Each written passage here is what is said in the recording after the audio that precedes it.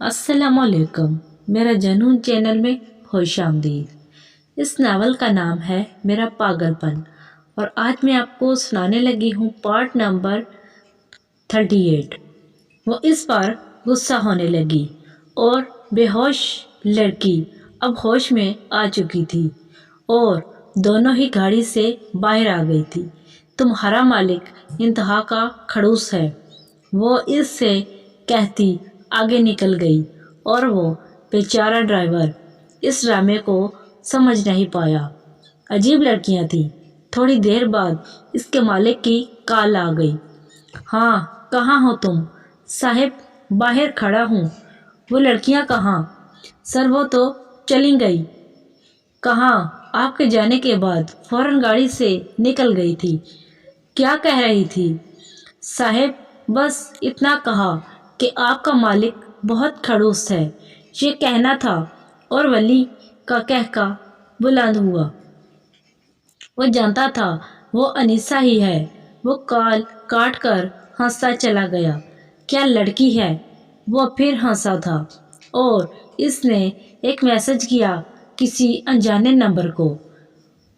वो अनजाने नंबर जो इससे 1000 बार मैसेज कॉल कर चुका था।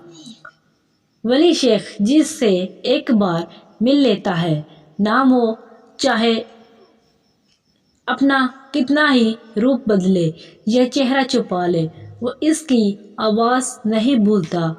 मैसेज सेंड और मोबाइल रख कर अपने काम में मसरूफ़ हो गया था। वो घर पहुंच चुकी थी। इसका मैसेज पढ़कर इसे अपने बेवकूफ़ होने पर यकीन हुआ था। अनीसा, हद है। अनीसा, आपकी हैप्पी बर्थडे हो गई। हाँ हाँ हाँ। अलीज़ा घर आकर बेहद हंसी।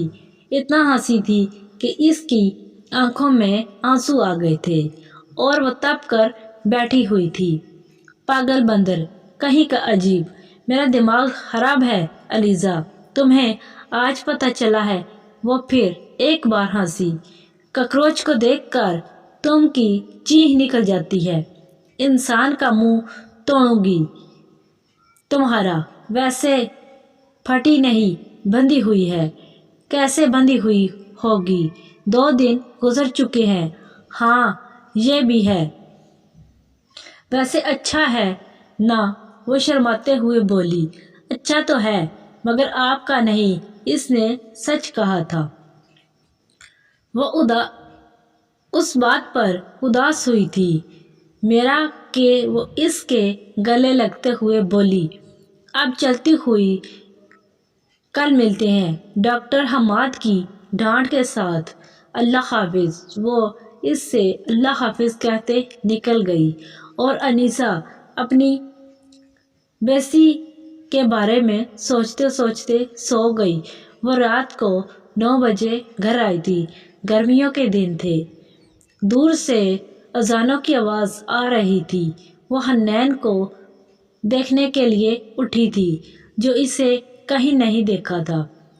फिर फ्रेश होकर वो इसके कमरे में चली गई थी और बैठकर अजान को सुनने लगी। पता है अकीदा, अजान को दिल से सुनने में जहनी बीमारियां ख़त्म हो जाती हैं। वो खामोशी से और दिल से इस आवाज़ को सुन रही थी। वो सच कहता है, इसके दिल ने कहा।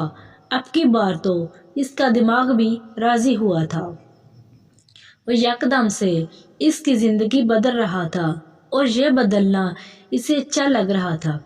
थोड़ी ही देर बाद वो कमरे में दाखिल हुआ और बेगम साहिबा मौजूद हैं। आज तो शामत आएगी मेरे, वो इसे देखता हुआ बोला। मैं दूसरी बीवियों की तरह नहीं हूँ। शुक्र है आपने अपने आप को मेरी बीवी तो माना। हम वो आंखें बंद किए हुए थी। क्या देख रही हो आंखें बंद करके? कुछ नहीं। अब इसने अपनी आंख खोली थी। पूछोगी नहीं कहाँ गया था?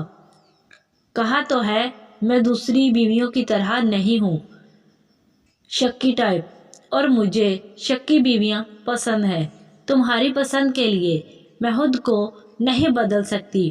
مجھے بھی بدلی ہوئی عقیدہ نہیں پسند۔ وہ اسے دیکھتا ہوا بولا۔ اس کی حاضر جوابی سے اسے پسند آئی تھی۔ یہ لو۔ یہ کیا ہے؟ حنین نے ایک لفافہ اس کے سامنے کیا۔ میری پہلی تنخواہ۔ مجھے کیوں دے رہے ہو؟ میری بیوی ہو اس لیے، اور مجھے پتہ ہے اس میں تمہاری ایک سینڈل بھی نہیں آئے گی، مگر رکھ لو، گفٹ ہے۔ اچھا، میری نہیں آئے گی، تمہاری آ جائے گی؟ کیا مطلب؟ وہ اس کی بات پر کنفیوز ہوا تھا۔ مطلب یہ کہ تم ان پیسوں میں میرے لیے کچھ لا سکتے ہو تو لے آنا۔ اچھا نہیں۔ اس نے وہ الفاظ اسے دیا تھا۔ وہ اٹھ کر چلی گئی تھی۔ وہ پاگل سی لڑکی اب بھی پاگل ہے۔